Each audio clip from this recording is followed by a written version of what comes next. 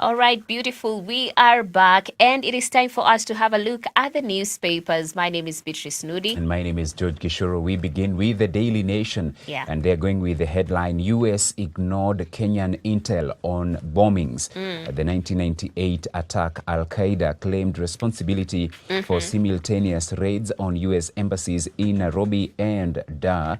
And it's a costly lapse, they report. On July 28, 1998, Kenya's intelligence boss, Brigadier Wilson Boynet, sent an urgent telegram to the U.S. Embassy in Nairobi. The Americans did not respond. 10 days later, the ominous warning contained in the intelligence brief would unfold in horrific fashion, leaving hundreds dead and thousands injured. It's a story that you can read, an unfortunate story that you can read on pages 2 and 3 inside the Daily Nation. And on page 3, they say unseen scars of survivors 26 years after bomb blast. For many, the scars are not just physical but emotional, etched deeply into their memories. On August 7th, 1998, terrorists bombed U.S. Embassy, leaving 213 dead, thousands were injured. You can read extensively on pages 2 and 3.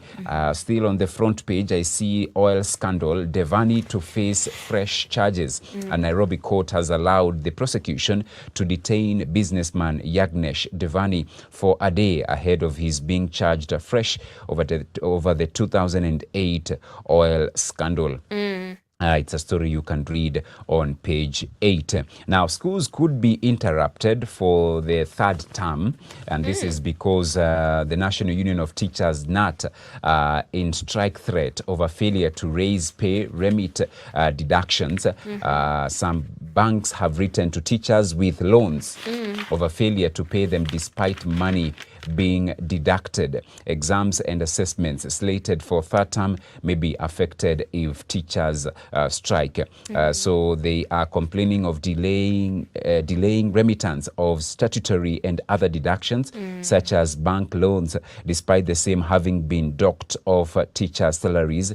The union also complained that late remittance to health service providers has affected the implementation of the teachers' medical insurance scheme. And now, KOTU Secretary, not KOTU, but NAT Secretary General Collins Oyu saying the union had received complaints from teachers that some banks had even written to those who had taken loans through the check-off system that their repayments had not been remitted. So this is quite unfortunate. If the teachers are having problems, it's unfortunate. Yet the same has been deducted from the teachers' salaries. You know, statutory deductions, NHIF, NSSF, medical scheme. If they have already been deducted, why then can't the same be forwarded to the relevant bodies? It's a situation that all those concerned should address way ahead to avert these strike that will be detrimental, especially third term when the national exams are undertaken. Yeah, and actually on the same, even as we are talking about education, these are actually a ripple effect also to the varsities, because I see controversy as the University of Nairobi continues after the teaching staff threatened to go on strike. So they've issued a 7 days strike notice, and among the grievances listed by the union is delayed July salaries. So we still have also the same happening for universities, and that is specifically the University of Nairobi. Hopefully the labor ministry, the education ministry, the higher education ministries, they can be able to address the same to avert a crisis in the education sector in the country. Still on the back page, why MPs want Kenya Power split into 8 regional companies. Now, there is a proposal by a parliamentary committee that is calling for splitting of Kenya Power and Lighting Company into 8 firms to operate as autonomous entities in the former provinces as a way of increasing service efficiency. The National Assembly's Energy Committee, in a meeting with the management of the utility on Tuesday, said the split is the only way to improve efficiency. The committee, chaired by Mwala MP Vincent Musyoka, pointed out that the concentration of power in the company has led to many Kenyans complaining about poor services. So, in short, they want the same to be devolved, and to be devolved to bring services closer to wananchi in the former 8 provinces. How that proposal goes, let's wait and see. I also see why Gachagua is unhappy with his government. In the past 2 months, Deputy President Rigathi Gachagua has come across as a man struggling not to explode over the political pressure surrounding him and painting the picture of a tormented soul. It's a story you can read on page 4 and 5. And Gachagua has been revealing over the last few weeks why he is unhappy in government. Inner turmoil has been playing out as he responds in kind to harsh words thrown by former allies turned foes. So at a glance, why is the DP unhappy? Number 1, DCI raid on his office, grilling top staff. 2, impeachment threats. 3, being set up against the rest of the country. Number 4, sponsoring rebellion in Mount Kenya. 5, failed anti-Raila traps in State House. 6, attempted murder, abductions and arrests of allies. 7, harassment of Uhuru Kenyatta. Delayed implementation of guaranteed minimum return. Number 8. Number 9, villager Monica being dismissed as primitive. 10, frustrations in running of UDA as deputy party leader. He is not consulted on key changes, phone taps and other privacy intrusions, sabotaging of his war on alcoholism, sponsored land grabs in Mount Kenya, scandalizing of his children's businesses, and president seen as not protecting him from attacks. Those are in a glance. Why? Na hiyo ni glance. Hiyo ni glance. Hizo tu ni zile. And in fact there is another one that I would like to add here. Which is? And this one now is ni kama vindu vichenjanga. Yeye anateta but pia watu wanamwambia we bana, una mchezo uko naye. Now listen to this. A fraction of Mount Kenya members of parliament has openly criticized Deputy President Rigathi Gachagua's leadership style, urging him to embody national unity befitting his office. And Anne Muratha here, Kiambu woman rep, saying, if I was in a position to advise the Deputy President, I would tell him that he's taking a wrong path. This is because he was elected as DP for the entire country. We see him really leaning on the side of Mount Kenya. Mlima iko imara. Kila kitu mlima. Usahau kwamba anahitajika. He's the DP of the entire country. Exactly. And you see, Beatrice, that's over the last few weeks, even with the appointments to the cabinet and all, they are taking us to where we want to get away from. If you remember the protests, they were the slogans were partyless, leaderless, and tribeless. Because it's not about tribes. It's not about tribes. When mtu wa mlima is suffering, mtu wa lakeside is equally bado anateseka. Hata zaidi, mtu wa coast pwani pia anateseka. So it's not about necessarily the kingpins, sijui we want our own, my people, or they usually say I'm being targeted, our community is being targeted. It's not the community. Because when you are given a responsibility, you're being given a responsibility for the larger nation. True. Not a particular community. So when you're given that role, it's for the entire country, then you benefit with the perks that follow. It's your perks and your family. Hakuna mahali ya community hapa. So it necessarily doesn't help that mtu wenyu is in top office. The only thing Kenyans are demanding and yearning for is that regardless of who is in charge, regardless of who is occupying whichever position, services are being rendered properly. True. That systems are working without favoring whichever person because our person is the one sitting in that office. No. it's not about tribe. Let systems work. That's true. And Nyeri Town MP Maina Mathenge is still saying that the deputy president should allow them to do their work in constituencies without being coerced or intimidated to follow a certain path they are not comfortable with. So now it's kuingilia kati, kusahau kuna wale ambao tayari wako pale, and they want to do their work smoothly without too much. You know, even when you're working anywhere, you don't want your boss to keep asking you questions every day. Yeah. No. Let me do my work. Give me room. Give me room. Yes. So even as he is saying he's unhappy, people are also unhappy with him. All right. The DN2 pull out, the motoring pull out. Not all road etiquette needs teaching. The thorn in the side issue of using full-blown headlights against oncoming drivers should not still be happening. Indeed. Oh, it's still happening. Yeah. So you can read that. Also, there is the DN2 pull out, the parenting pull out. Yes. I breastfed with only one breast. After Grace gave birth, some people told her that she would transfer cancer cells to her son and killed the child with the breast milk, but she ignored them.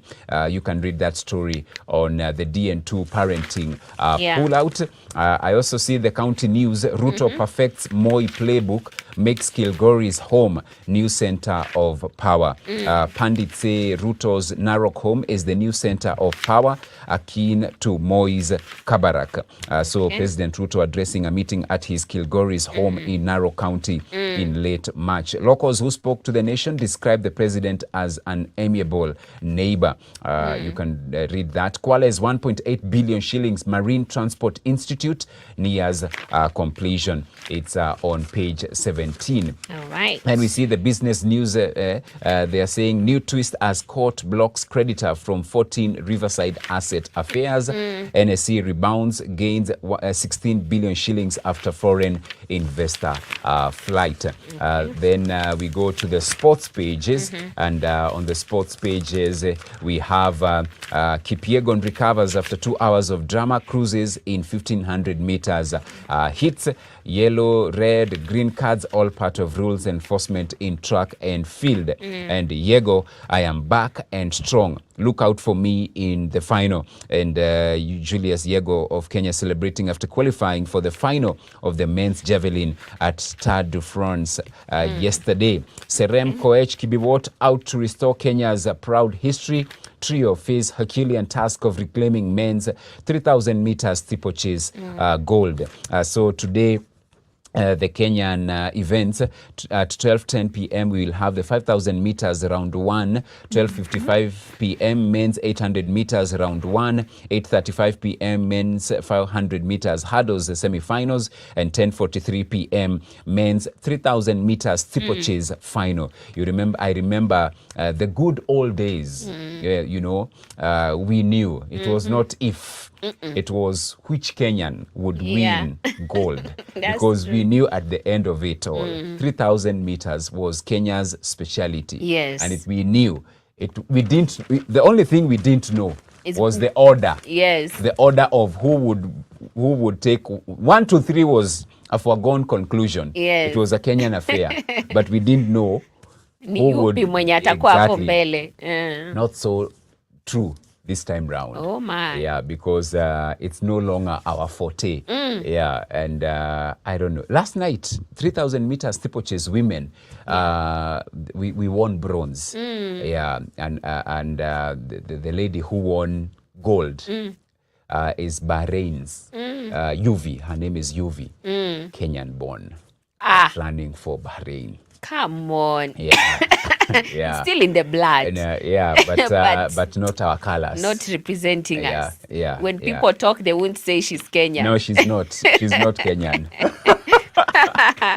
Yeah. Wow. Okay. So that's what's being reported in the Daily The Daily Nation. All right. Thank you. And now in fact, let me just kick off with the sports because it's actually on the top page here. Controversy that almost ruined Kenya's golden night. Yes. Okay. Beatrice Chebet wins Kenya its first gold in 5,000 meter in the Paris Olympics as Faith Kipyegon takes silver in a frenzied atmosphere that saw a dramatic finish to her being disqualified and her medal reinstated after an appeal by Kenyan officials. And this is a story on pages 30 31 and also 32. We were actually discussing the same this morning, even on our way here, and how unfortunate it was. I mean, when you look at the videos, you realize, hey, jamani, hii yani ilikuwa tu ni ni sabotage, si ati ni nini. And I'm seeing here that, but what followed left Kipyegon in tears. So Chebet claimed Kenya's first gold in Paris with a time of 14:28.56, ahead of Kipyegon in 14:29.60 and Hassan in 14:30.61. But what left Kipyegon in tears? The stadium stunned and Kenyans all over the world heartbroken. And this is a story that is on the back page, well illustrated, and of course tearful Kipyegon couldn't hold back tears as she passed by the mixed zone, trying to come to terms with the news she had lost her silver. It was definitely very, very emotive, an emotive moment. And that's a story on pages 30, 31, and also 32, well covered in detail. And coming to the top page, I see also 10 billion shillings club, tough task awaiting CSs as the nation holds its breath ahead of tomorrow's planned protest. That is tomorrow on Thursday. Some 20 wealthy Kenyans are praying that they surmount public dissent, vetting, and legal hurdles to join Ruto's cabinet. But equally daunting is the task that awaits them once they assume office. It's not business as usual. This time round, people want accountability. People want to see work being done. Because as opposed to putting themselves as a priority, you know, this thing is actually biblical. And I think that is in the book of Ezekiel. It talks about, you know, God is referring to a shepherd who has been placed somewhere to rule and to help the flock. But then he ends up feeding and leaving the flock wakiwa na njaa. So in fact, the word says that God will come in himself and kuwatetea na yeye ndio atawadefend because the one who was put in charge is not doing his work. This is things that were being seen even before. It's not new. Nothing new. Even now. But what is also not new is the fact that God is still on the throne. And he will not allow people to just amass their wealth and all that. When the Kenyans, the people who actually need this, you know, finances, they are the sick in hospitals, they are those who do not have food, they are sleeping hungry. I mean, God sees all of it, and people should stop thinking they can get scot-free with not, you know, ruling as they should and helping the people. But we continue to follow up on the same, and I know that it's true when they say equally daunting is the task that awaits them once they assume office. We want progress, we want results, we want to see accountability is a top priority at such a time as this. And going to the second page, I see Kenya confirms one Mpox, is it monkeypox or Mpox case, steps to, up surveillance at border. And I see Health PS says the truck driver was threatened and has recovered. County and national government health officials put on a high alert. So this is actually happening. And we've had some rumors here and there. We've seen some news, but I think it's important for us to get the full information. And this is a story on page 2, and that the Ministry of Health has confirmed one suspected case of Mpox and assured the public that the case was treated and has now recovered. But of course, we ought to be careful. I see the measures undertaken by MOH include deployed a rapid response team to support the affected counties with detailed investigations. I see activated the public health emergency operations centers across the country, and more measures undertaken. And we have Health PS here, Mary Muthoni, giving a brief at a meeting that had been, started off with the Joint Committee of the National Assembly and also Senate. So look at that story on page 2. Page 3 is something very, very sad. Shari Martin, the Rafiki Pesa star, passed on. And I see here a story that Shari Martin honed his skills in church and at the Amboseli Serena Lodge, where he was a cook. The mushrooms and Anastasia Mukabwa say Martin was talented and very much committed. And this is very sad. And I remember in the late 90s, that's when the song Rafiki Pesa gained popularity across the country due to its hard-hitting words. Some of his popular songs were Mambo ya Dunia, Tangazo la Ajabu, Wanadamu ni Waongo. Makari wangesema viongozi ni waongo. But anyway, wacha nisiongee sana. Wanasiasa ni binadamu. Ni binadamu pia. Ni kweli. So ndio manake sasa wakiingia pale wanakuwa wanasiasa. Sasa inaenda level ingine. Inaenda level nyingine. And actually, you know, Martin was admitted to the hospital on July 27th. According to his brother, Matthew Yefta Komora, he responded well to treatment, but his condition deteriorated 4 days later. His death is still a shock because we believed he had fully recovered. And his death comes 5 months after that of his daughter, Phoebe, in March, which is very, very sad. He had lost the daughter, and Martin has left a widow, 3 children, and several grandchildren. Very, very sad. May his soul rest in peace, and we speak comfort to the family. Page 4 and 5. Okay, page 4, tough task ahead of Ruto's 20 millionaire CS nominees. And Kipchumba Murkomen, CS nominee, anasema hapa, I would like to unreservedly apologize to every Kenyan who I may have offended through my words, my deeds, and my conduct. Watu inaitwa kusafisha white ama ni kusafisha rada. We enyewe ni kivumbi saizi. Sahi hata saa zingine unaanza kutamani ama nisiekwe ama tu nimalizane na hii story, ni relax tu, niachane na hii maneno. Because I thought hit me that some of the CSs wenye hawarudi, kuna wengine walifurahi. They're like, manze, this is a relief. It was too much. It was too much. And it's not going to get any better. No. Because now huku mbele ni kazi iko wapi. We want to see. Yes. We wait and see.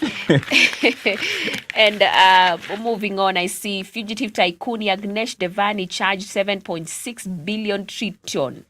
Hey, oil scandal, jamani. Watu wako kwa matri. Hey, jamani. Triton oil scandal here.